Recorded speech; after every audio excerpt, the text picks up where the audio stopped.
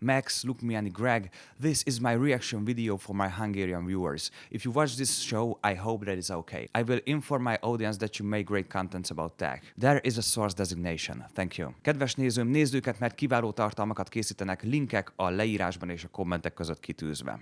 Na hajrá! Egy kicsit vegyes vágott tartalom lesz ez most, mert néhány tartalomkészítőt fogunk megnézni, vagy 2-3 valószínűleg így ebben az egy műsorban. Egy reakció műsor fog következni ismételtem, és bár gondoltam arra, hogy érdemes lenne ezt az egész gondolkozást elvinni egy olyan irányban, hogy az életbe többet reakció műsor ne legyen ezen a csatornán, ugyanis ez a mások hátán felmászásos szöveg, ami egyébként néhány embernek a fejében megfogalmazódik, ez egy picikét vicces, abból a tekintetből, hogyha megfigyeled, hogy az iJustinnak a műsorára körülbelül 7 millió feliratkozóval 100 valamennyi darab megtekintés érkezett, illetve amikor különböző más videósoknál a komment szekciót néztem meg, és a kommentelőknek a hátán szerettem volna felmászni, az is olyan 100 valamennyi nézőt hozott, és ezen felül talán még eddig egy reakció műsor volt, amire gondoltam, hogy egy picivel több személy érkezik, viszont azt nem gondoltam volna, hogy ennyire megosztott lesz.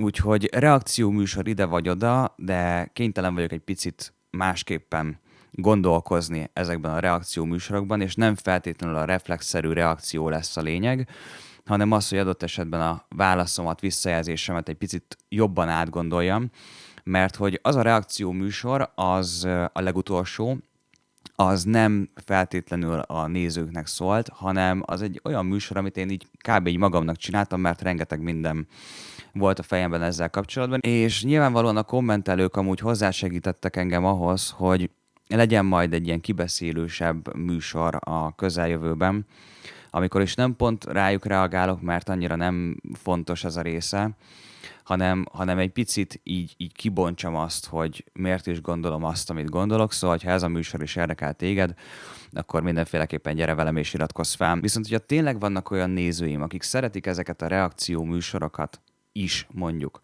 és szeretnék akár többet is nézni, mondjuk heti egyet akár, akkor arra gondoltam, hogy erre az A17 Pro tagság lenne a legjobb megoldás. Nyilván ez nem kötelező, viszont aki tud támogatni ott egy 1000-essel, akkor simán egyébként megoldható lehet az, hogy így akár heti szinten leüljek és megcsináljak egy reakció videót, akár így közösen is megbeszélhetnénk, hogy kire reagáljak, és akkor ezt így meg lehetne mondjuk beszélni szerintem. Mert hogy szerintem hosszú távon nem biztos, hogy fenntartható az a gondolkozás, hogy így a fő csatornára a műsorok közé be legyenek vágva ilyen reakcióműsorok, már csak azért sem, mert nem szeretném ezt a megosztás dolgot így a nézők között, emberek között így úgymond fenntartani. Nyilván megosztottság valamilyen formában mindig is lesz, aki tartalomkészítéssel foglalkozik, csak ez a durva sztori, amíg esetleg bekerülhet a komment szekcióba. Nyilván átgondolja az ember, hogy az összes létező reakciót berakja akkor ebbe az A17 Pro csoportba, és akkor csak részükre lesz majd megtekinthető az összes reakció műsor, ami ugye a csatornára eddig is felkerült, meg értelemszerűen az azutániak is. Nyilván, ha van rá igény, akkor ezt így tudod kifejezni. Nagyon szépen köszönöm előre is a visszajelzést és a támogatást ezzel kapcsolatban. Az első műsor, amit meg fogunk nézni, az a Maxtek M3 MacBook Pro 8 GB vs 16 GB RAM.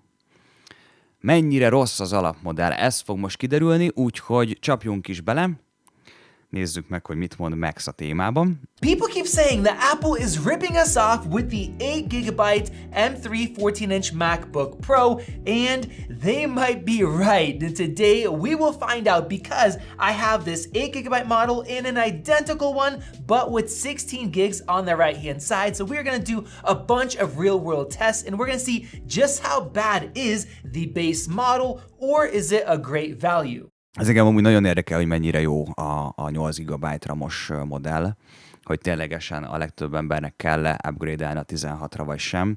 Ez most ki fog derülni, mert biztos vagyok benne amúgy, hogy a videó export teljesítmény tekintetében is meg fogják nézni, hogy mit tud a kicsike. Now thankfully when we opened these up, we saw that they used two NAND chips and that 2 NAND chipet tartalmaz az SSD, ami azért fantasztikus, mert hogy így akkor egyértelműen gyorsabb lesz, mint például a MacBook Air M2-ben lévő 256 gigás SSD, úgyhogy ez király végül is, tehát ennyivel már biztos, hogy gyorsabb a gép. Means that the SSDs are not going to be slowing down the system like with the M2 machines. And typically, if you're just running benchmarks, you don't see much of a difference, which is why I always like to use multitasking real-world tests. One thing that I have found is when we're going from the M1 to the M2 chip and now to the M3, when you have more performance, it requires more RAM. And I was shocked that even in Cinebench, we are getting a higher score just running that benchmark with the only difference being RAM. That is an 11% difference in performance, and I have never seen. 11% különbség van Cinebenchben a teljesítményben. Az viszont érdekes a multikorban, ugye 16 GB RAM és a 8 GB RAM között. Az már egyébként a 11% az már eléggé egy számottevő különbségnek tűnik számomra.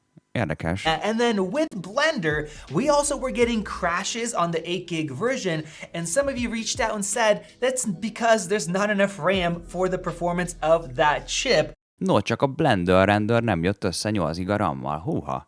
Az viszont érdekes, tehát nem elég a 8 GB RAM az ilyen 3D modellezéshez, illetve rendereléshez egyáltalán, de hát ezt már amúgy is gondoltuk, sejtettük, de az, hogy crashelt a program, az is elég sokat elárul. So this is getting crazy. I'm going to start out with restarting both of these machines to make sure we have nothing extra loaded in the background. And right after the restart, our 16 gig one is using more RAM because it has more air to breathe compared to only having 8. Now I'm going to start out by opening up some websites. I have Google Drive, I have YouTube. Let's do an MKBHD video in the background because I often am listening to a podcast or a video or music. And then a website, a lot of these will have ads that will replay. And this is a much more real world way to test instead of having nothing open but one benchmark. And now this is speedometer 2.1. It's gonna test.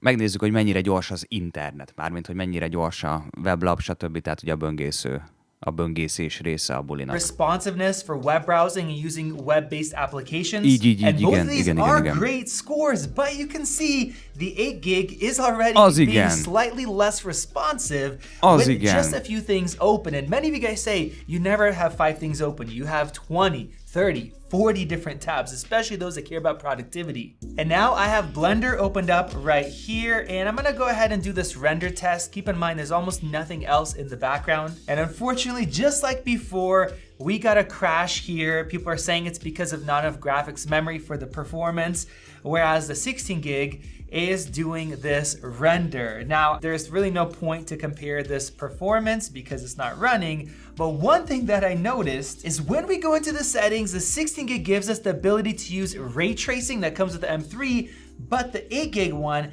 that is not even there. And looking at our RAM usage, the 8 gig model is actually writing RAM to the SSD in the form of swap. Folyamatosan működik a memory swap a 8 gigás modellen, egész egyszerűen nem tud másképpen dolgozni. Because it doesn't have enough RAM, whereas a 16 gig is not having an issue. And I've seen this kind of thing before where certain programs will not give you full acceleration if you don't have enough RAM. And a 16 gigásnál ez nem jellemző egyáltalán. Now I have Adobe Lightroom Classic opened with 50 edited images. Let's check out our responsiveness. Of course, we have fast SSDs in these machines. Both of them are doing pretty well, and keep in mind we have not much open in the background. And now let's go ahead and export 50 of these images, and 50 is actually not very much. There's one guy that's a photographer tests 1,000 at one time, and when I did wedding photography, we would sometimes do 1,000, 2,000. And look at that right there. Look how much faster the 16 gig is going. In this case, even the 16 gig is using some swap, but not 5.6 gigabytes like we are on the 8 gig. All right, guys, wow. So now we already tested it out with nothing running but Lightroom. It took 1 minute and 40 seconds. So we see it slowed down just by having 5 web browsing tabs. Aha, tehát itt Lightroom Classicban 42 megapixeles RAW export, az, hogyha csak a Lightroom futott, akkor 1 perc 47 alatt, dolgozta fel, tehát exportálta ki a fájlt, viszont hogyha ment még mellette 5 böngészőtab, akkor 2 perc alatt. Open, but the 16 gig version, even with that, took a minute and 6 seconds. Igen, tehát, hogy ez a Lightroom Classic 5 tabbal, lényegében 1 perc 6 másodperc alatt a 16 gigással. Aha, tehát mindenféleképpen, hogyha fotószerkesztéssel foglalkozol, akkor nem mondom, hogy érdemes elfelejteni a 8 gigás ramot, mert amúgy ez a 2 perc sem olyan haj, de nagyon rossz. Ha pénzt is keresel vele, és sok ilyen projekted van egyszerre, akkor a nap végén nem mindegy, hogy neked 2 perc alatt vagy 1 perc alatt fejeződött be egy projektnek az exportálása, és a nap végén valószínűleg sokkal jobban meg fogja érni az, hogy most plusz egy 100-asért, vagy 90-ért, vagy annyira, mennyire upgrade-elsz ramot. Úgyhogy szerintem itt ebben a szituációban, aki dolgozik vele, mindenféleképpen hasznos lehet az, hogy a nagyobb ramot válassza. Which pretty much matches up with an M2 Pro MacBook Pro. Hoppá, ez a teljesítmény, ez kísértetiesen hasonlít a 16 GB ramos modell M2 Pro 14 szolos MacBook Prohoz, ami, hát ez szerintem így ilyen formában lenyűgöző. Tehát az, hogy az M3 chip az kb. Majdnem hozza az M2 Pro-nak a teljesítményét. Ez zseni szerintem. Performance has more cores, more graphics performance. That is impressive, and that right there shows you that 16 gigs really unlocks the M3 chip, even without having multiple programs opened up. And now let's take this a step further and open up Chrome here with some more web browsing tabs, much more like a typical person would be using. And I also opened up a few emails and a few spreadsheets and Google Docs here, so we have a total of 20 various tabs. I also found this interesting article on Mac Rumors where Apple is saying that 8 gigs on a MacBook is the same as 16 gigs on a PC, so you shouldn't be upset with 8 gigs. This is perfect timing. And now I saw a delay opening Lightroom on the 8 gig compared to the 16 gig, and switching photos, the 16 gig is more responsive, and the same thing when I zoom in, the 16 gig is instant. Even hitting the File tab to do an export test, everything is just taking longer. A 8 giga ramos változata minden lassabbnak tűnik, mint a 16 giga ramos változata, hát persze. And rendering again, the 16 gig is flying before the 8 gig even starts. Now, while we are doing this, let's do some multitasking. Let's switch through these tabs. You guys can see how much quicker the 16 gig model is. The 8 gig is taking dramatically longer, having to reload that from its SSD, even though the SSD is much quicker than before. And it looks like our Lightroom export is done on the 16 gig model. I pressed this one first, this one opened up first, and this thing is, what, 20%? Not even 15% done maybe? The 16 gig didn't slow down at all compared to the first test, so let's go ahead and do this again, and we'll see if it can actually loop the 8 gig model. Look at this, the 16 gig is done, whereas the 8 gig is at about half. So that means that the 16 gig can do this 4 or 5 times before the 8 gig does it one time. And if you guys check out this performance right over here, you can see that with the 16 gig, we were maximizing our graphics cores using a lot of CPU, whereas the 8 gig model, it's using about half of the CPU and half of the GPU because it simply doesn't have enough RAM to be able to run at full performance. All right, guys, I waited until this machine finished, and that took 5 minutes and 16 seconds compared to 2 minutes.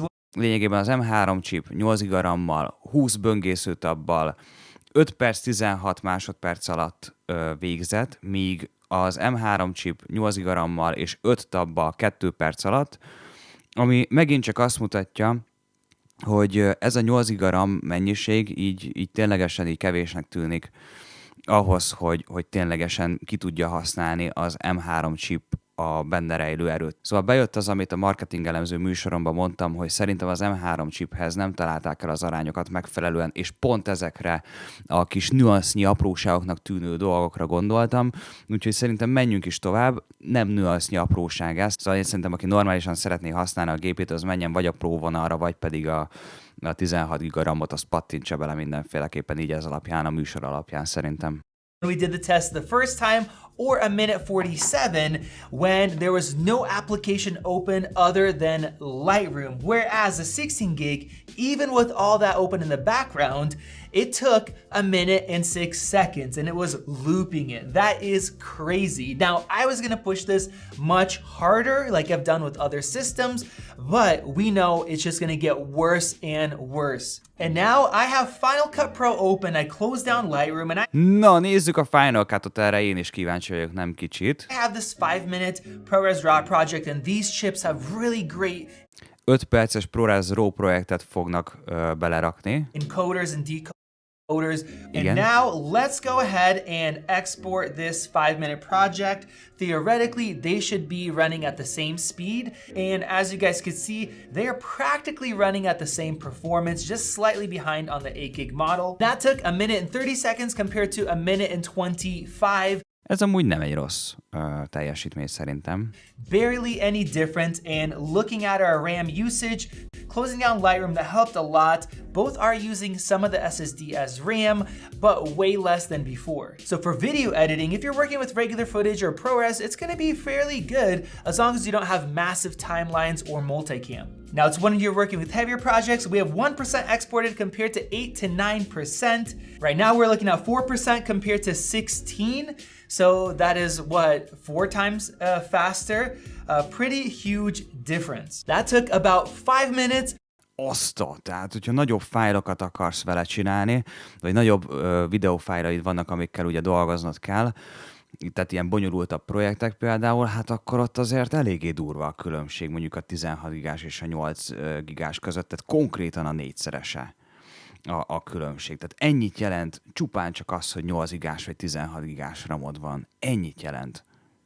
Ott ténylegesen, hogyha ilyen profi dolgokra használod a gépet, akkor megint csak azt tudom mondani, hogy jó, oké, és egy picit átverve érezheti magát az ember néha, amikor azt gondolja, hogy fú, hát 90-100 ezeret lepattintanak rólam, hogyha én 8 giga helyett 16 giga RAM-ot akarok, de nézd meg a különbségeket, hogy mit tud elhozni egyébként az, hogyha 8 gigást használsz, vagy az, hogyha 16 gigást. Úgyhogy ja, vannak gyönyörű különbségek. Nem is gondoltam, hogy ekkora különbségek lesznek amúgy. Viccen kívül. Compared to over 20 minutes. And if you're like me, you're not gonna be sitting there waiting, you're gonna be multitasking. So let's open up Photoshop and look at that.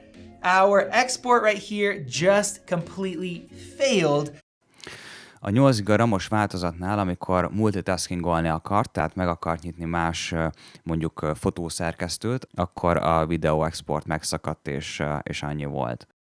When I try to open up Photoshop, that is a bummer. Let's go ahead and open up my panorama project over here, and I will start the merge. Wow, guys, the 16 gig is flying through this, and remember, we're not exporting that video anymore, we're just running Photoshop here. All right, guys, that took a minute and 20 seconds compared to a minute and 53. Nyilván nem futott a háttérben már a videó export, de egy photo merge 50 megapixeles, az a 8 gigással 1 perc 53 másodperc alatt, és a 16-ossal pedig 1 perc 20 alatt végzett. Nem egy óriási különbség, de azért egy idő után azért fél perc is fél perc. And the only difference is that we have 16 gigs of RAM compared to 8 gigabytes. And that shows me enough right there that if I was using this system, I would have more things open in the background to be able to multitask and be productive, and the performance would be even greater. Teljesen jogos. Tehát, hogyha produktív akarsz maradni, akkor simán több dolgot szeretnél egyszerre csinálni. Tehát menjen a háttérben a renderelés, közben szeretnél megcsinálni pár képet, akkor tudjad megcsinálni. Hogyha közben szeretnél 5, 6, 8, 10 Safari tabot nyitva tartani a böngésződbe, mert mondjuk valamit meg kell nézned, akkor azt is meg tud csinálni, hogyha közben, mit tudom én, még egy videót meg szeretnél nézni a YouTube-on, vagy bármi ilyesmi. tud megcsinálni, tehát ne legyen lekorlátozva azáltal, hogy most éppen 8 vagy 16 gigaramod van. Ugye hát ez konkrétan ugye a különbség, tehát erről szólt most ez a teszt, hogy mi a különbség akkor, hogyha 8 gigaramod van, mert hát akkor értelemszerűen ilyen különböző más egyéb dolgokat nem igazán tudsz csinálni, viszont hogyha 16 gigabyte ramod van, akkor azért sokkal több dologra vagy képes egyszerre, úgyhogy ez egy érdekes és tanulságos műsor volt számomra jelenleg. Between these two machines, and to answer the original question, should Apple be selling an 8 gig for $1,600? Nem. Tehát, hogy így ez alapján, a videó alapján szerintem nem. Tehát, hogy nem kéne, hogy az Apple értékesítsen 8 gigarammal $1,600 ilyen gépeket. Szerintem sem. Tehát, hogy ez ennek valahol így véget kéne vetni. Mondom, a 12 gigával szerintem még elfogadhatóbb lett volna ez az alapmodell, de ez nem, tehát ugye ez így nem.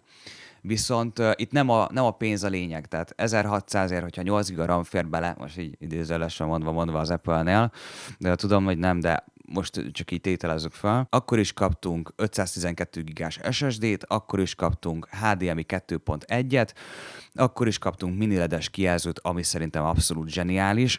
Ezekről mindről már beszéltünk egyébként az előző műsorban, és hogyha ezt összehasonlítom a tavalyi M2 chippes modellel, ami ugye a taskbaros, vagy touchbaros, vagy mit tudom én milyen MacBook Pro volt, M2 chip előtt 12 giga RAM-mal, hogy melyiket választanám most csak úgy, hogyha választanom kellene, akkor egyértelműen ezt az M3 chippeset választanám, és biztos vagyok benne 1,000,000%-ra, hogy azt a felárat megéri, mert ott már egyébként az M3 chippes MacBook Pro és az M2 chippes MacBook Pro között lényegében alig van egyébként árban különbség, és sokkal jobbat és többet kapsz. Szerintem legalábbis, viszont hogyha a teljesítményt figyeljük meg, akkor persze ez alapján, a teszt alapján bőven jobban megéri, hogyha plusz egy 100-ast ugye kifizetsz arra, hogy jobb legyen a teljesítményed a 16 gigással. Jó? Tehát így nagyjából ennyit szerettem volna ezzel kapcsolatban összefoglalni. When it's almost 2024, and after doing these tests, it is even worse than I expected. Rosszabb, mint elképzelte, hát elhiszem. And I would say, no, they should not be doing that. Now, unfortunately, that would mean that they would charge probably $1,800 instead of $1,600. They don't really give you free discounts. Everything is priced the way Apple wants it to be. And if you want to buy one of these machines and you are somebody who does productivity and multitasks, you absolutely need to get the 16 gig version. Így van, erről beszéltünk, multitaskolni akarsz, több dolgot akarsz egyszerre csinálni, menj a 16 gigás modellre, mindenképpen. But in that case, you're almost at the price of the M3 Pro that comes with 18 gigs of RAM and a lot of other capabilities. So if you guys want to see how the M3 compares to the M3 Pro in a 14-inch, make sure you guys click that circle above to subscribe. Check out one of those videos right over there. This has been Max, and I'll see you in the next one. Jó volt, nagyon-nagyon szépen köszönjük a Maxnek, hogy feltöltötte ezt a műsort ugye a laptopokról. Itt egyébként több dolog is van. Itt egy másik videó, hogy el tudja pusztítani az M3 chip az M2 Pro-t, és hogy mind a kettő $1,600, és hogy ne válasz rosszul. Ez is egy érdekes videó lehet, viszont 20 perc, most ezt nem fogjuk megnézni. Ez házi feladat, nézd meg mindenféleképpen, én is megfogom egyébként így videón kívül. És már feltöltötte a videóját a túlmelegedésről is, hogy túlmelegedhet 108 fokkal kb. Az M3 MacBook Pro, vagy most, hogy ez miről szól, azt most így egyelőre nem tudom. Ugye, hogy milyen top 10 probléma merülhet fel az M3 MacBook Pro-val, úgyhogy ja, tök érdekes műsorokat szokott csinálni, viszont menjünk tovább. Folytatnám a műsort Luke Mianival, az M2 Pro és az M3 Pro-t fogja összehasonlítani, és a műsor címében ott van, hogy beszélnünk kell. Erre kíváncsi vagyok. The new M3 lineup is a little bit confusing, especially the M3 Pro, which is the subject of today's video. Yesterday, we primarily focused on the base model M3 MacBook Pro, and I think it's holding up pretty well, but today we're gonna get a little bit more in depth. Egy kicsit mélyebben is belemegyünk abba, hogy mit tudnak ezek a gépek. And I've brought in the M2 Pro MacBook Pro for comparison. So we have a little bit of a four-way test here. M2 versus M3, M2 Pro versus M3 Pro. And straight away, this isn't a simple comparison because the M2 to the M3 have the same core configuration. Ugye az M2-nek és az M3-nak ugyanaz a max száma van, és éppen ezért is nem a legegyszerűbb az összehasonlítás. 8 core CPU, 10 core GPU, nice and easy. Not the case for the M3 Pro, which has the same 12 core CPU, except that 6 efficiency, 6 performance instead of 4 efficiency, 8 performance. Igen, tehát azt lehet látni, hogy az M2 Pro-nak a max számai úgy néznek ki, hogy 8 performance, tehát teljesítményre optimalizált, és 4 energiatakarékos mag volt, míg az M3 Pro-nál 6-6, úgyhogy azért érdekes ez az összehasonlítás, hogy így, hogy lecsíptek ugye 2 teljesítménymagot és hozzácsapták az energiatakarékoshoz, így vajon mennyivel tud többet az elődjénél. Ez így érdekes, és én amúgy arra is kíváncsi lettem volna, vagy lennék, nem tudom, hogy meg lesz említve, hogy az 5 teljesítménymag és 6 kis teljesítményű, hogy mondják, energiatakarékos mag, az, hogy teljesít, tehát a 11 magos változat, hogy ténylegesen lassabb-e ennél a 12 magos gépnél. Szerintem egyébként igen, de majd mindjárt kiderül, megyünk tovább, vagy hát reméljük, hogy kiderül. So there are faster cores, but there's less performance cores. So what does that mean? Same thing with the GPU. There's 18 cores that should be faster than the 19 in the M2 Pro. It's very strange, so we're gonna need this. Igen, tehát, hogy az is egyébként meg lett változtatva. What does that mean? Same thing with the GPU. There's 18 cores that should be faster than the 19. Igen, tehát az is meg lett változtatva, hogy egy maggal kevesebb van a GPU magok között az M3 Pro-nál, szóval itt is egy downgrade történt valójában, de menjünk tovább, mert totál kíváncsi vagyok. The M2 Pro. It's very strange, so we're gonna need this four-way shootout to really understand how these things are performing. And I still haven't tested the M3 Max. So yeah, there's a lot to get through here. I'm gonna be adding more benchmarks in the later tests, but for right now, let's jump into the comparison with these 4 machines. Starting, of course, with Cinebench. Nice and easy. So as we saw in yesterday's video, the M3 compared to the M2 is a pretty impressive jump. However, the same cannot be said for the M3 Pro. Oké, és egy picit álljunk meg, és akkor nézzük meg ezt a táblázatot. Cinebenchben 443 pontot kapott a sima M2, 689-et a sima M3, 1046-ot az M2 Pro, és 1063-at az M3 Pro. Ez szinte semmi, ez a változás Cinebenchben.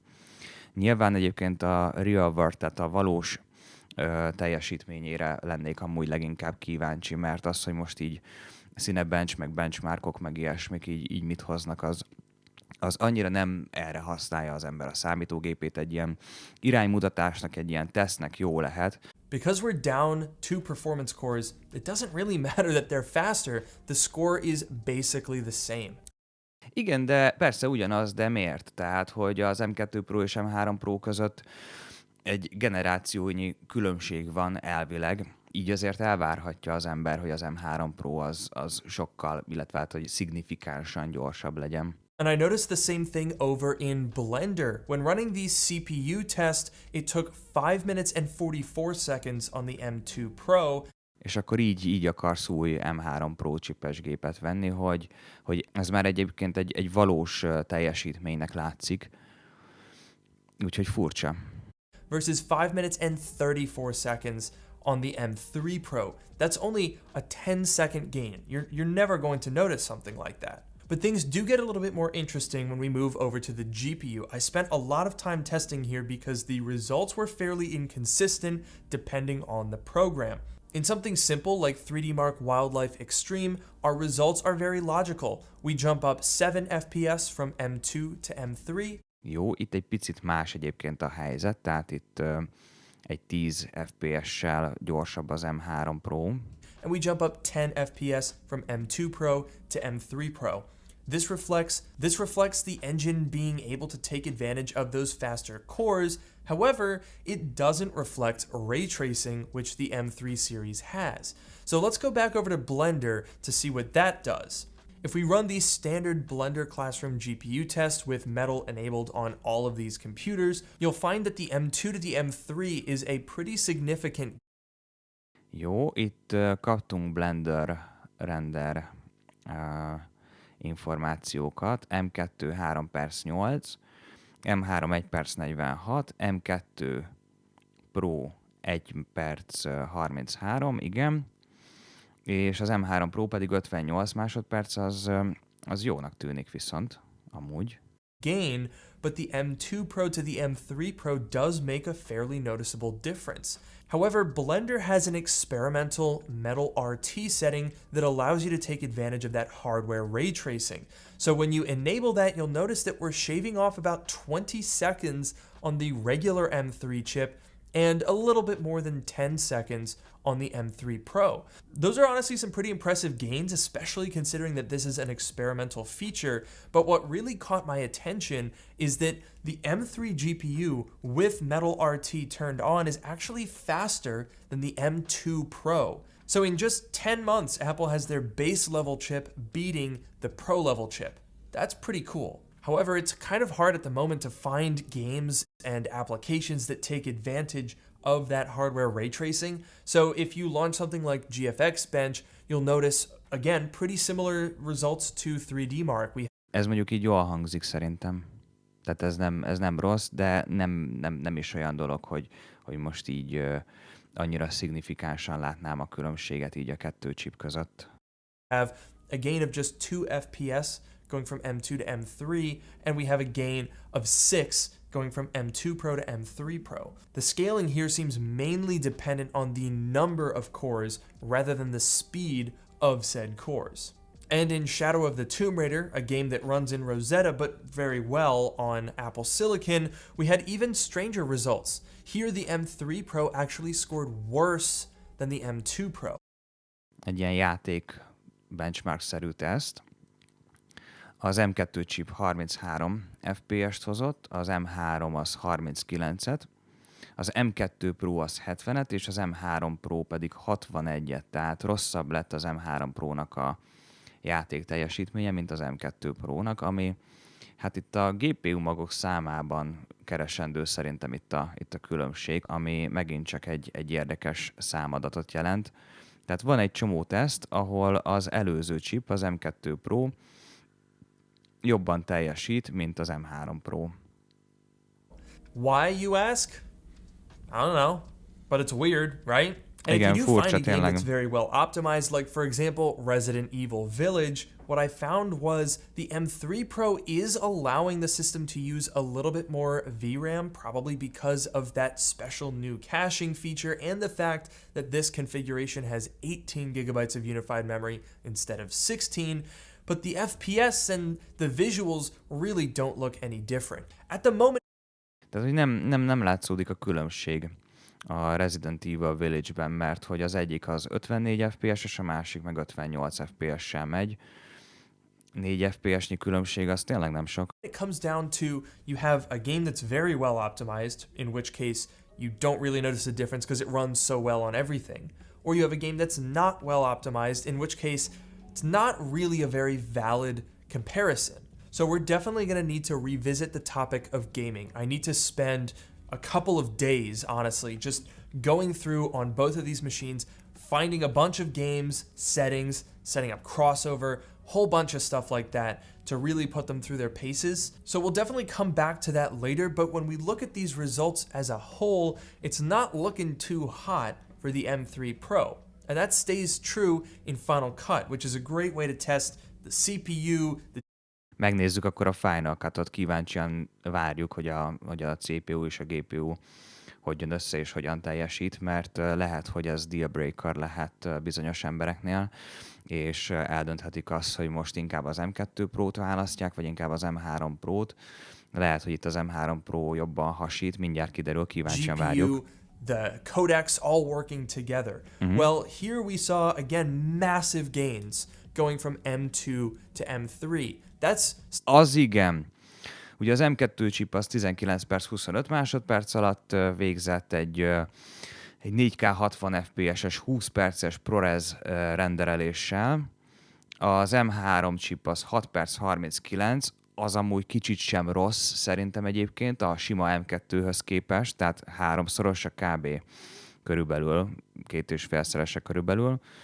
Az M2 Pro az 4 perc 47 alatt, az is nagyon jó, és az M3 Pro pedig 5 perc alatt, tehát egy picit lehagyja az M2 Pro itt is.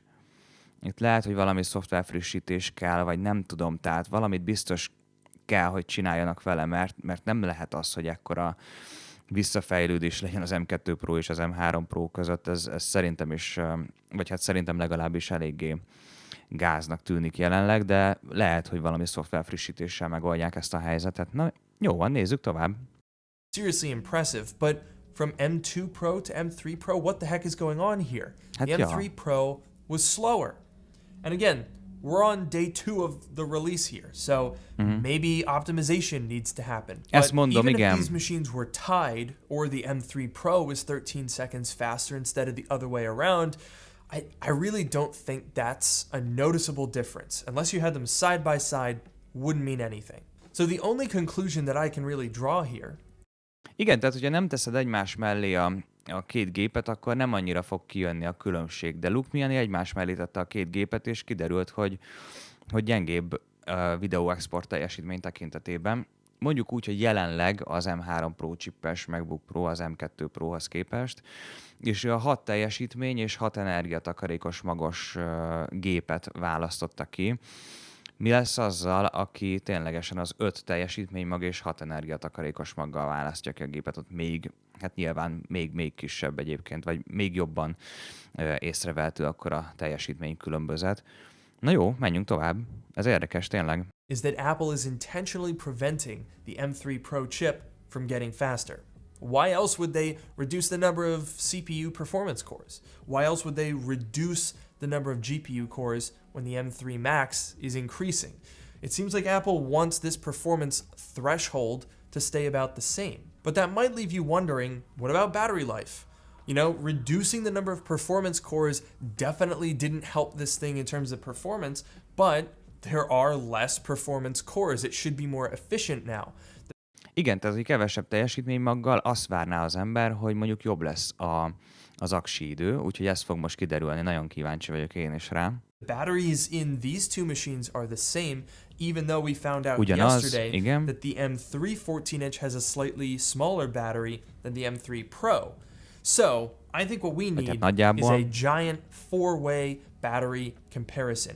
How do all of these machines stack up against each other? So my first battery test was a high performance load, nearly 2 hours of benchmarks. We did Cinebench, then GFX Bench twice. That's a really long one. Then we did Cinebench again. Ezek elég szépen megizzasztják amúgy az aksit. And we finished it off with a Blender CPU render.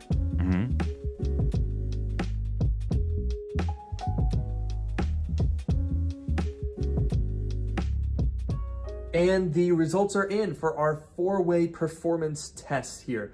This, I think, is super interesting because the results weren't exactly what I was expecting. Let's go through them. All right, so first of all, how did the M2 compare to the M3? Well, we are sitting at 52% on the M2 52% az M2, 55% on the M3. az I should M3-nál. mention, when I checked in a little while ago, they were basically neck and neck. So these computers are extremely similar in terms of their Hasonló, battery így life, van, igen. which is interesting because this guy has a larger battery, but also more performance. So it almost Azért érdekes persze, mert hogy egy kicsit nagyobb aksi van ebben a gépben, és nagyobb a teljesítménye is. seems like Apple is intentionally equalizing these machines so they'll have the same battery life. Now, as for the two back there, this got pretty interesting because the M2 Pro, we're at 20% here. This 20%-on van az M2 Pro számítógép. thing is not going to last a whole lot longer. But the M3 Pro is at 43%. És 43%-on van az M3 Pro.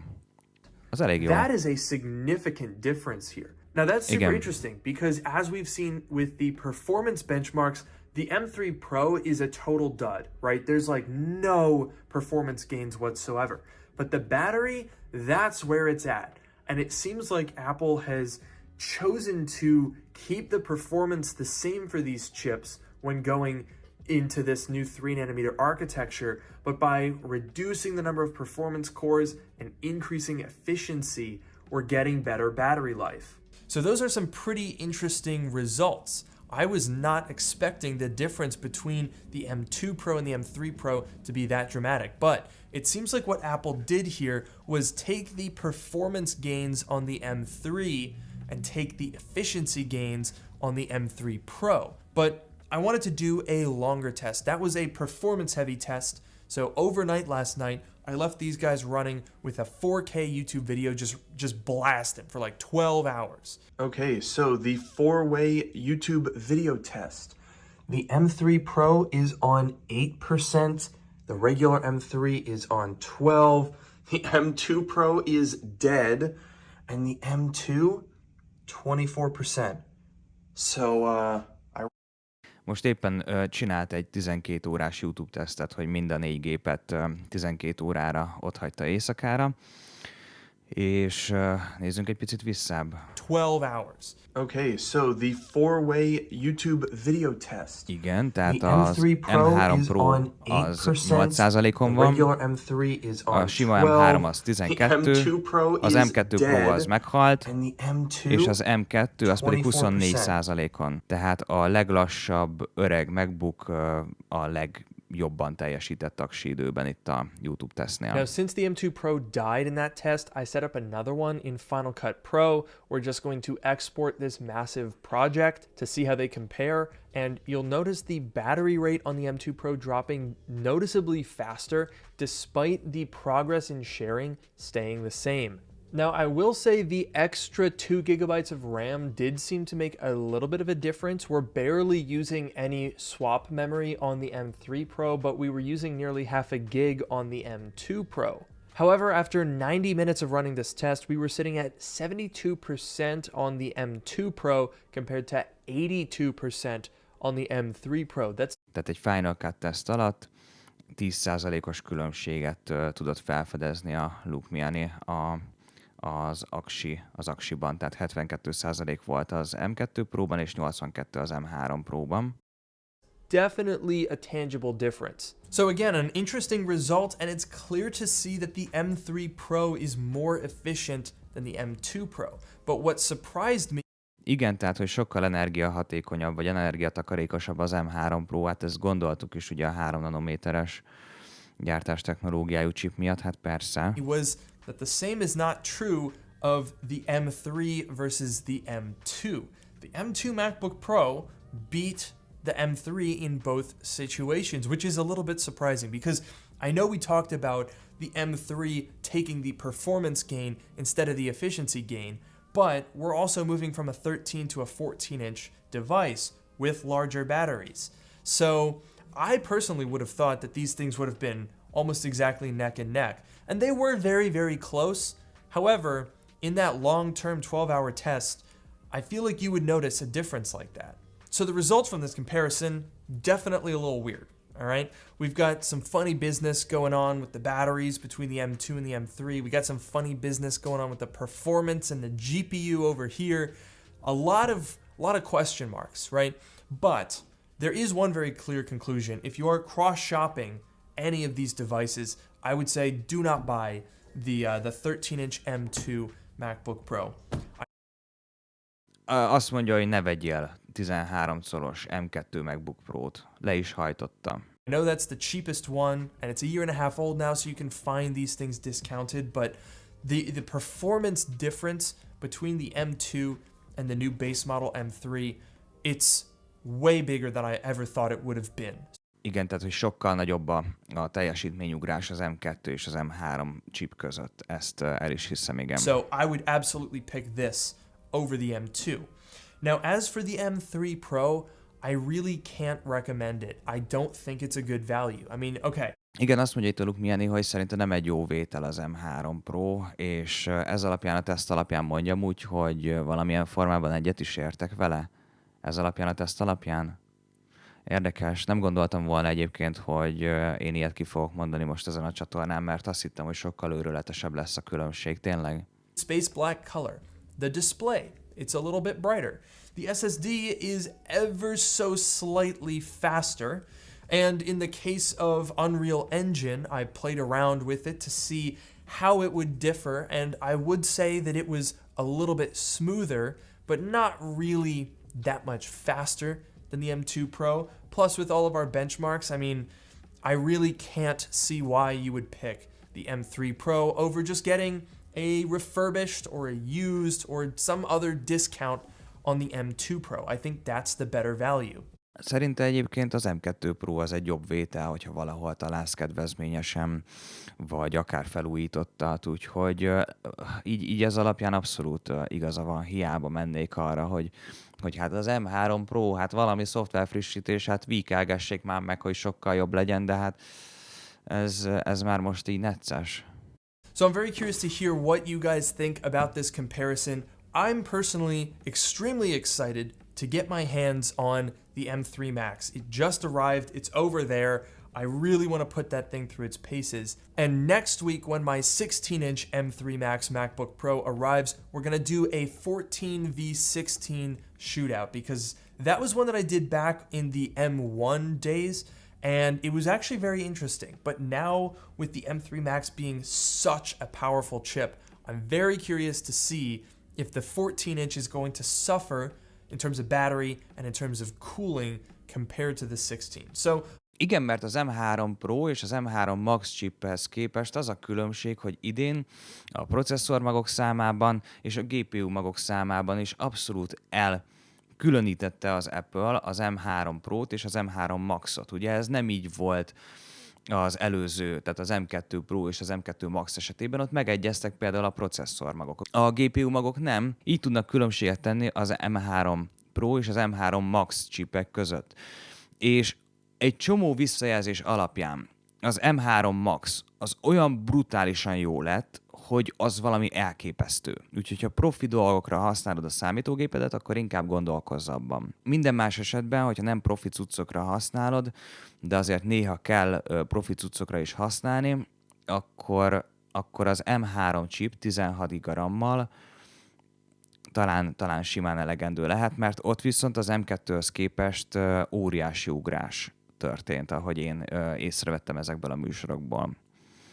Úgyhogy ja, érdekes dolgok vannak itt. A lot to look forward to.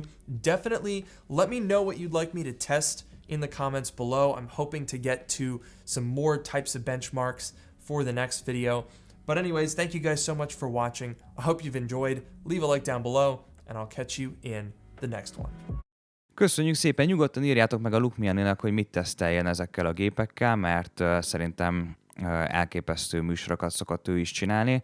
Most így ehhez a műsorhoz olyan túlságosan sok mindent nem tudtam hozzátenni, csak helyeselni, megdöbbenni, stb. Tehát, hogy azért én úgy gondolom, hogy az előző, tehát a Maxéhez sokkal többet tudtam hozzátenni, de voltak meglepő dolgok, ami miatt nagyon tetszett, és örülök neki, hogy ezt így együtt megnézhettük. Ez egy ilyen nagy közös videónézés így a közösségemmel, úgyhogy menjünk is akkor tovább. Következő műsor Greg's Gadgets kiváló műsora fog várhatóan következni, vagy hát legalábbis reméljük, hogy kiváló lesz.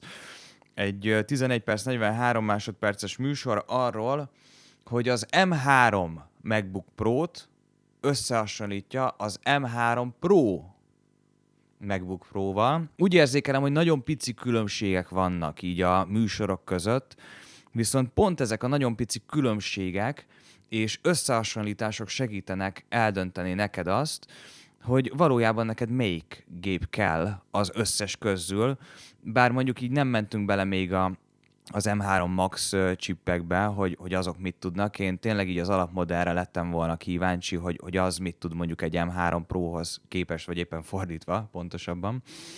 Úgyhogy, nézzük meg, és akkor az M3 Max chip pedig ugye házi feladat, mindenki saját magának megnézi ezek alapján, a videók alapján, hogy mivel nyújt többet. Én úgy érzékelem, hogy nagyon sokkal tud egyébként többet nyújtani.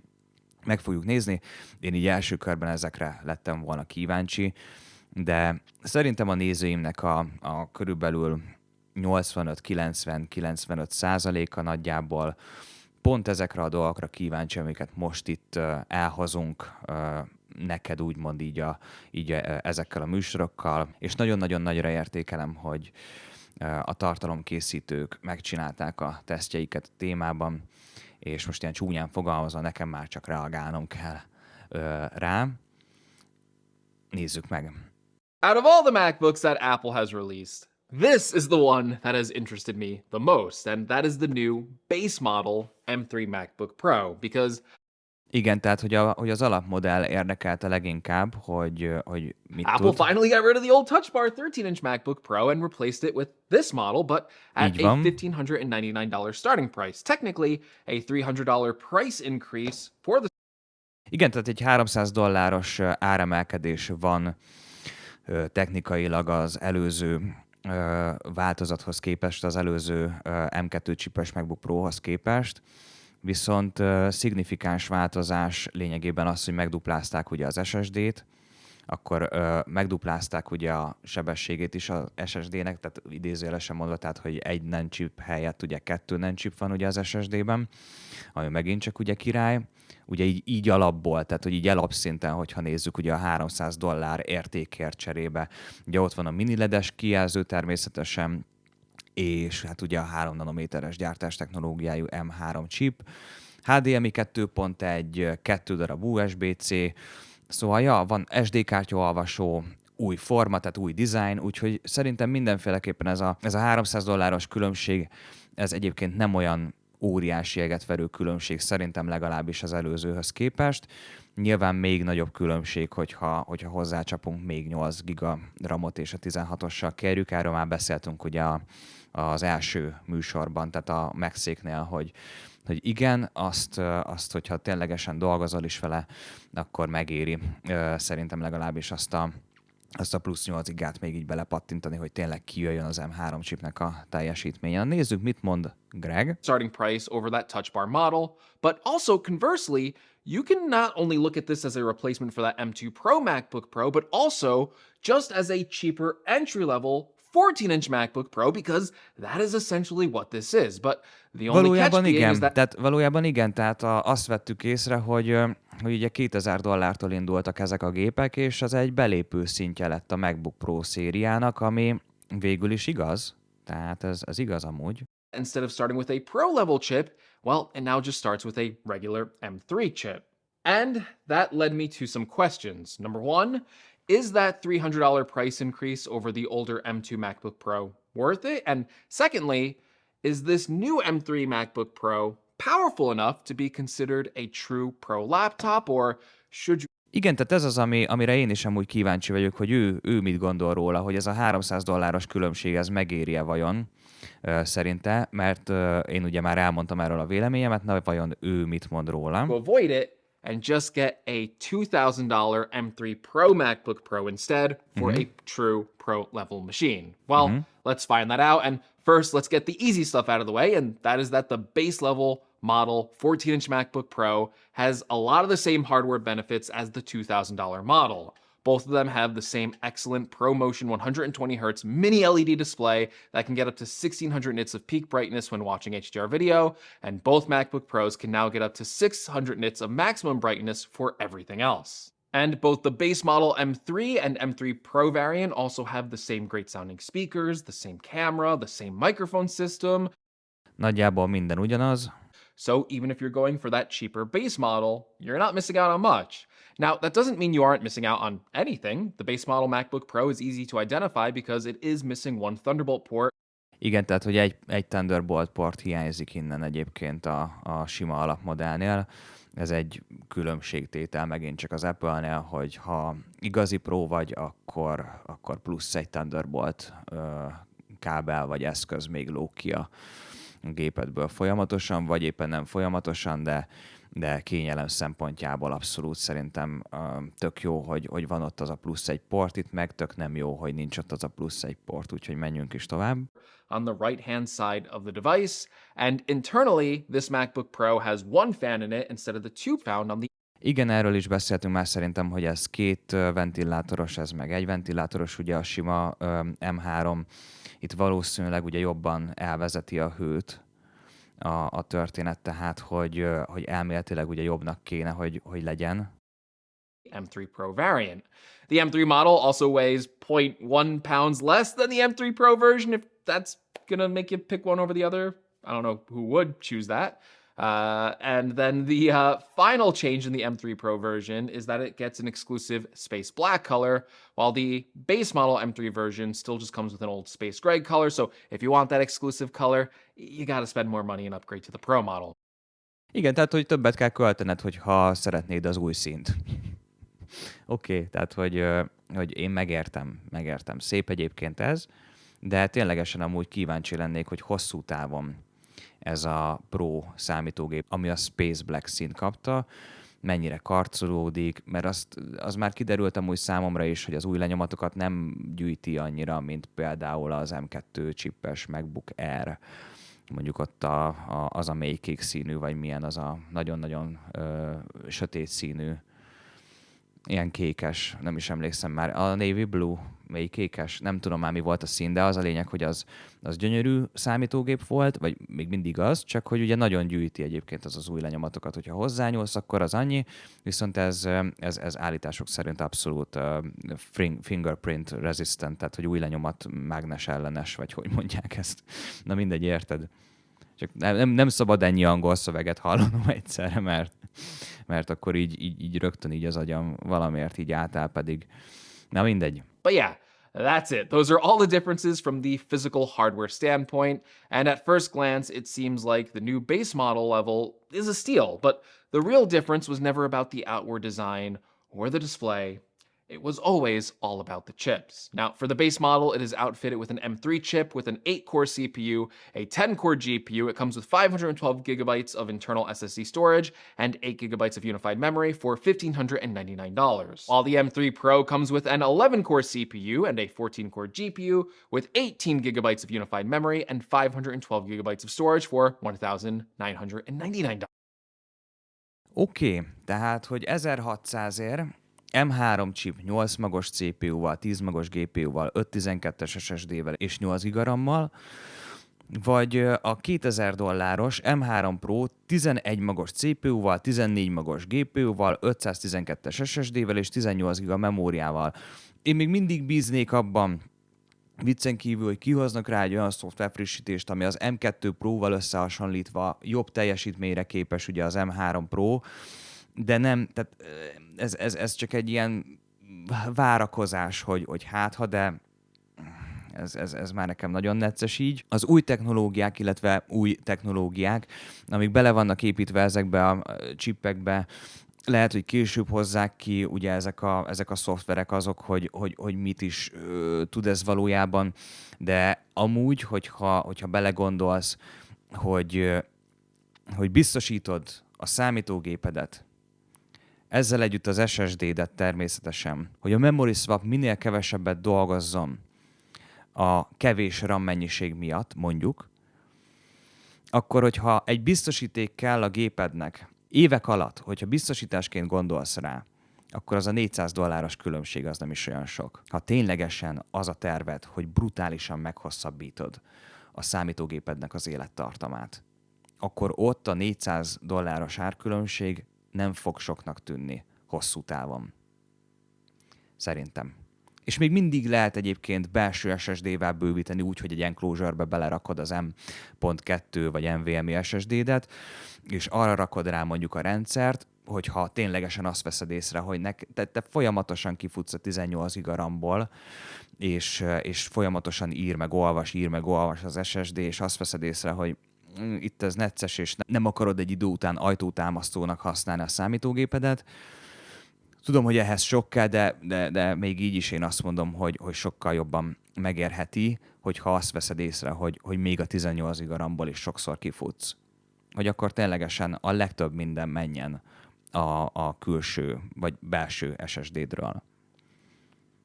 Jó, tehát ez így szerintem így ezt át lehet gondolni. Érdekes amúgy. Now, the first question I had was, is that storage created equal? And what I mean by that is, how fast is the SSD speeds on the base model compared to the M3? Igen, hogy a különbségeket nézzük meg, hogy akkor az alapmodell és az M3 Pro chipes modell között milyen SSD különbségek vannak I loaded up the sebességben. Blackmagic disk speed test, and yeah, here's our first indication of where Apple is saving money on the base model, because it does ship with slower SSD speeds, getting around 3000 read and write, while the M3 Pro variant gets around 4300 write and around 5200 read.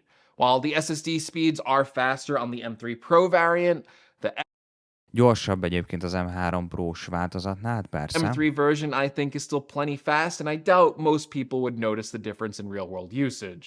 All right, what about CPU performance? Well, we all know the M3 chip is going to be weaker than the M3 Pro, but how much weaker, right? Well, if we take a look at Geekbench, we can see in single-core performance, both MacBook Pros are Igen, tehát hogy az M3 Pro és az M3 az Geekbenchben ugyanolyan pontszámot hozott, ugye single core-ban, hát az egyértelmű, persze, tehát ugyanazok a magok. actually the same. But when we go over to multi-core performance, we can see that the M3 Pro Multicore-ban pedig, tehát hogy több magos teljesítményben pedig hát értelemszerűen a 11 magos, na erre vártam már, hogy valaki hozzá nekem a 11 magos változatot, az ilyen 14 és 15 ezer között van valahol a pontszám, hogyha jól látom, és 12 ezer körül van az M3 chipes modell. Végül is nem rossz a különbség, de nem is olyan egetverő, de nem rossz, nem rossz. is about 17% faster in 17% multi-core performance over the növekedés, M3 igen. chip.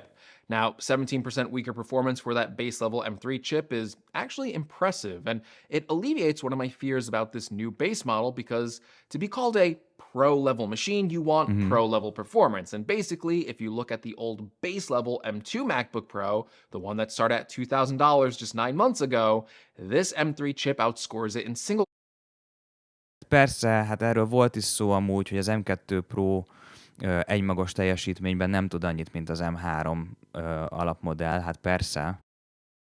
core performance and scores around the same in multi-core performance. So for your money, Na, ez már érdekesebb szitu, hogy az M2 Pro 10 magos M2 Pro ugyanolyan teljesítménnyel, vagy hát egy nagyon-nagyon picit nagyobb teljesítménnyel működik multicore-ban, mint az M3 chip, ugye az alap M3, és az M3 Pro pedig Geekbenchben, multicore-ban lényegesen jobb, mint az M2 Pro. Na várjál, mert a Lukmianinál mást tapasztaltam, de az lehet, hogy az GPU-ban volt. Igen, az GPU-ban volt. Jó, menjünk tovább. you're basically getting as good or better CPU performance on the new base level M3 MacBook Oké, ezt Pro így el is at hiszem, a igen. $400 price reduction, which is really good news for customers. Furthermore, as an upgrade from the old M2 MacBook Pro, we are seeing a massive 40% increase in single-core performance.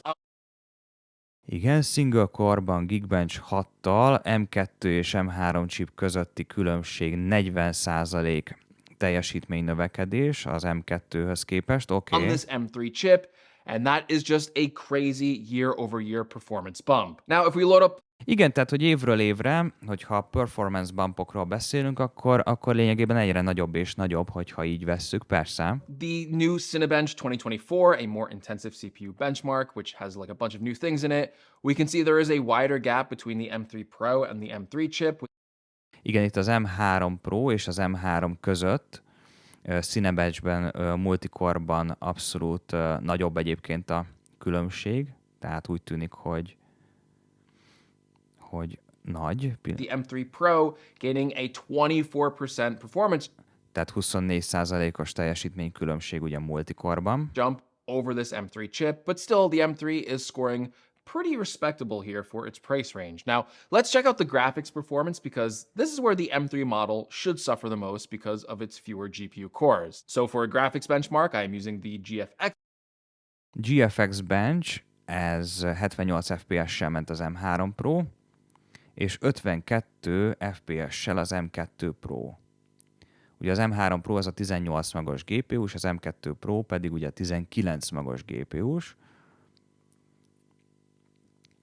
Ez egy érdekes különbség. Oké. benchmark, and we can see there is a big jump for metal optimized workflows for the M3 Pro chip, getting a 61% performance jump compared to the regular M3 chip. Now, unlike the CPU performance increases, the GPU from the M2 to the M3 isn't that big of a jump, right? With the M2 scoring around M2 és M3 között nincsen olyan óriási különbség. 48.6 frames per second, while the M3 scores around 52 frames per second, and that's just a 6.7% performance jump. Next, moving along to a gaming benchmark for Shadow of the Tomb Raider. This is running at the highest settings at 1920 by 1200, and we can see the M3 Pro also scores higher in FPS, getting 49 frames per second over the M3 chip, which comes in at 32 frames per second, or a 41% performance increase. Jó, tehát az M3 és az M3 Pro chippes gépek között 41%-os különbség. Over the base level M3 chip. For GPU performance, we are seeing bigger differences than we were for CPU workloads. Now, while I can't do a test of every real-world usage scenario for development or music production or 3D modeling, like there are so many tools that people are using with their MacBook Pro, so many different apps, right? Like I feel bad about that, but I always got to do like the video export test because I'm a, I don't even call myself video editor. I just make YouTube videos and I use Final Cut. So for this, I want to do the Final Cut Pro benchmark. It's not even a benchmark. It's just a 10-minute 4K video export. Egy 10 perces 4K-s videó exportot fogunk most megnézni, hogy mennyi idő alatt végzett. Exporting to H.264, and we can see that H.264-ben. Right off the bat, there's not that much of a difference between the M3 and the M3 Pro. And it takes a little bit of a while for the M3 Pro to gain any sort of speed advantage during the export test. By the end of the export, we can see that the M3 Pro beat the regular M3 at 5 minutes and 43 seconds, but it didn't take long for the M3 to catch up, finishing the export in 6 minutes and 2 seconds. Yeah, that's just a 19-second difference between 19 másodperces különbség van az M3 és az M3 Pro chippes gépek között videó export esetében. Meggondolandó, hogyha videó exportálással szeretnél foglalkozni, akkor melyiket válaszd? The M3 and the M3 Pro model. So purely from a video export standpoint, that extra power on the M3 Pro doesn't add up to any significant time savings. All right, so what's the conclusion of these tests? Because I think, to no one's surprise, the more expensive M3 Pro chip is faster. No one is surprised by those results, right? But I went into making this video with some questions, right? One of those was, can I recommend the base model M3 MacBook Pro from a performance standpoint, or is this a model you should avoid? No. And what I think is surprising is just how big of an improvement the base level chip is, because it's enough to be compared to the old M2 Pro chip from the previous year.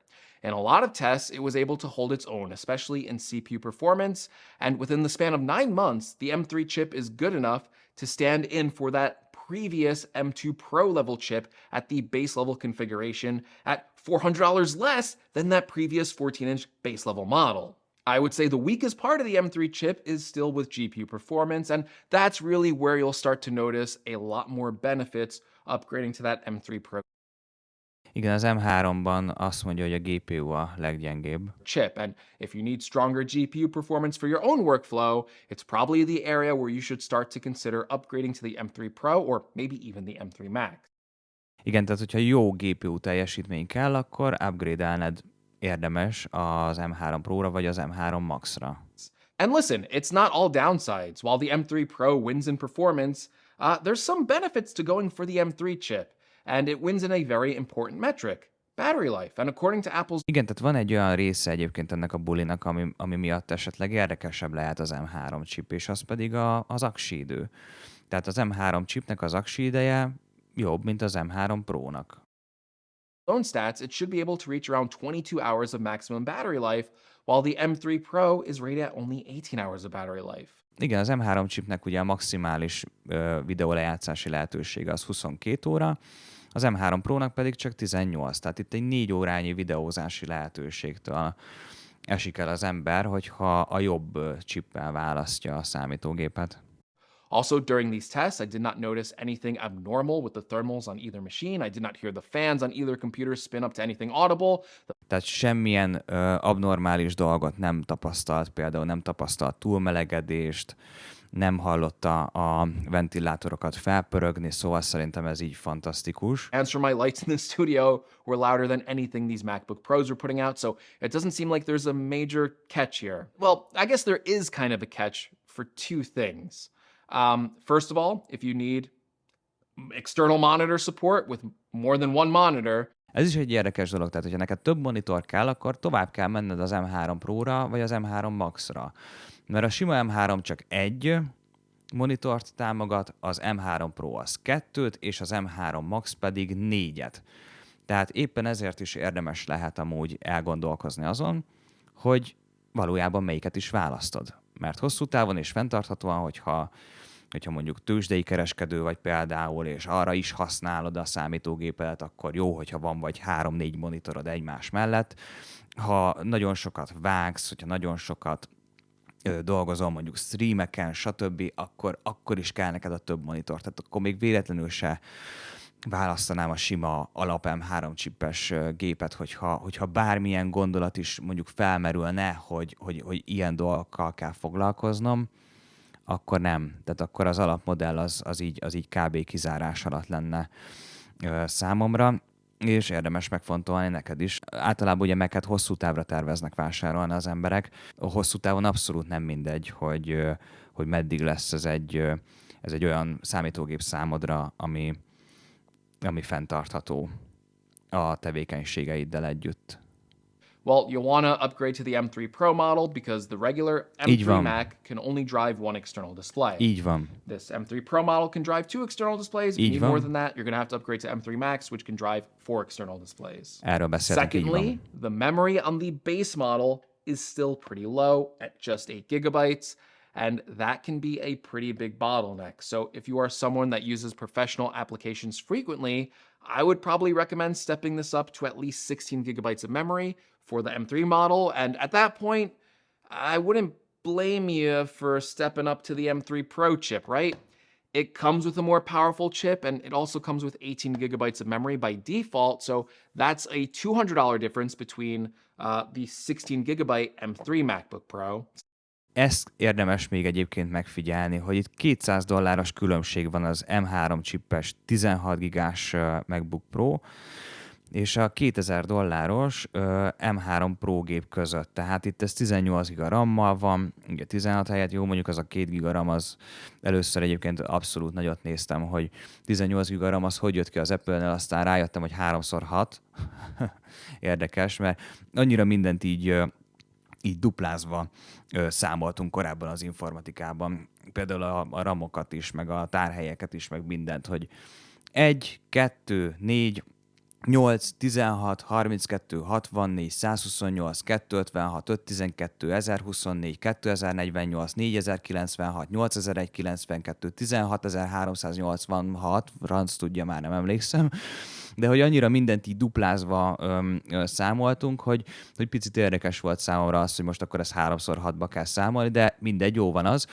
Ugye az a lényeg, hogy ugye 512-es SSD-vel, 11 magos CPU-val, 14 magos GPU-val, az a $200 árkülönbség ahhoz, hogy neked jobb teljesítményed legyen, és hosszú távon, amit ugye beszéltünk is, azt hiszem a műsor közepe felé, vagy talán még lehet, hogy ennél a műsornál is, hogy fent tud tartani a gépedet hosszú távon. Amit beszéltünk is korábban, hogy itt az árkülönbség az gyakorlatilag szerintem legalábbis egy rendkívül jó biztosítás. Tehát plusz kapsz érte, és tovább tart az élete a gépednek. Szerintem legalábbis. So then you kind of, have to wonder, maybe just go for this model. However, if you don't use pro applications or infrequently use them, well, I think the 8 gigabyte model is fine. And honestly, I can't blame people for wanting the base level model over something like a MacBook Air. You're getting more ports, better speakers, a better display, more performance, and better battery life. And that's going to make a lot of people pick this over something like a MacBook Air, even if they don't necessarily need pro-level performance. This is just a really good laptop with a lot of good hardware in it, and everyone can appreciate that. And if you're the type of user that values those features, I really think this base-level M3 MacBook Pro is worth it. And I think it's a really good value in Apple's MacBook lineup, because another question I had to answer is this a better value than the old M2 MacBook Pro? Is it worth that $100 difference between a 512 gigabyte M2 MacBook Pro, and yeah, it is. It is obviously a much better Pro MacBook Pro than the old M2 MacBook Pro. Ezt mondtam én is, hogy ez egy sokkal jobb értékű MacBook Pro, mint a tavalyi, vagy a korábbi M2 MacBook Pro. That it replaces Ugyanezt that old mondtam, 13-inch igen. touch bar Igen. model. You know, it's a good thing that's gone. This is a better laptop to fill that spot. Jobb a számítógép, and even if you were abszolút. Így van. comparing it against the 256 gigabyte base model, not even going for equivalent storage, even at $300 more, I think this is a better laptop. I think Így it's van. a better buy. Így van. But így let me van. know, what do you think of the M3 MacBook Pro? Is it worth it? And hey, if you found this video helpful, don't forget to give me a like. If you want to see more from the channel, make sure you subscribe. Így van, lájkoljátok Greget, iratkozzatok rá föl, mert ő is nagyon szuper tartalmakat szokott készíteni. Így a műsorok végeztével a konklúziót le lehet vonni. Az M2 Pro az néha-néha jobb teljesítményre képes, mint az M3 Pro. Az M2-es, a sima alapmodell M2-es az sokkal gyengébb, mint az M3-as, akár mondjuk videóexport teljesítmény tekintetében is, és az M3 és az M3 Pro közti különbség is egyébként elég jó, észrevehető, és ugye a 8 és a 18 GB RAM között van egyébként különbség, illetve a 8 és a 16 GB RAM között is nagyon szép különbségek vannak. Én ezeket szerettem volna így az alapmodellekkel kapcsolatban megnézni, tehát, hogy mit tud a 16 GB RAM-os modell a 8 GB-hoz képest, és hogy mit tud az M3 Pro az M3-hoz képest, esetleg az M3 Pro az M2 Prohoz képest. Úgyhogy szerintem ezek nagyon-nagyon érdekes számadatok, illetve információk, illetve tesztek voltak. Mind a három tartalomkészítőt javaslom egyébként hosszú távon is megtekintésre, iratkozz fel rájuk, és nézd a műsoraikat, mert mindig nagyon érdekes dolgokat csinálnak, és általában frissen igyekeznek feltölteni azokat az információkat tech témában, amik hasznosak lehetnek. Én ennyi lettem volna. Gondold át azt, hogy mennyire támogatnád azt, hogy legyen még ilyen típusú tartalom a csatornán, vagy sem, mert mint ahogy mondtam is, én ezt a típusú tartalmat amúgy, ha tehetném, akkor elrejteném a csatornáról mindenféleképpen. Egy olyan helyszínre, egy olyan helyre, ahol csak, most ilyen csúnyán fogalmazva, kiválasztottak nézhetnék meg ezeket a műsorokat. Nyugi, semmi ilyen durva szitu nem merülhet föl, csak éppen arra gondoltam, hogy hát ha így egy picikét fenntarthatóbb ez a téma a csatornán, és akkor az eredeti elképzelése maradna a csatornának az, ami eddig is volt, ami mindig is volt, hogy itt semmi komoly nem folyik, és mehetnek a kibeszélő műsorok, tesztműsorok, stb. Simán tovább ugye a főcsatornán, és akkor a tagsági részben pedig akkor megválasztanánk így közösen a tagokkal együtt, hogy kire, hogyan az nyilván nem, de hogy kire reagáljak azokban a műsorokban. Úgyhogy nagyon szépen köszönöm, hogy itt voltál ma velem, hogyha tetszett, mindenféleképpen nyomj egy lájkot, csapass egy feliratkozás, rugdosd meg a csengőt, és hogy járható-e az az út, amit a műsor elején felvezettem. Ha van kapcsolódási pont, akkor van, ha nincs, akkor nincs.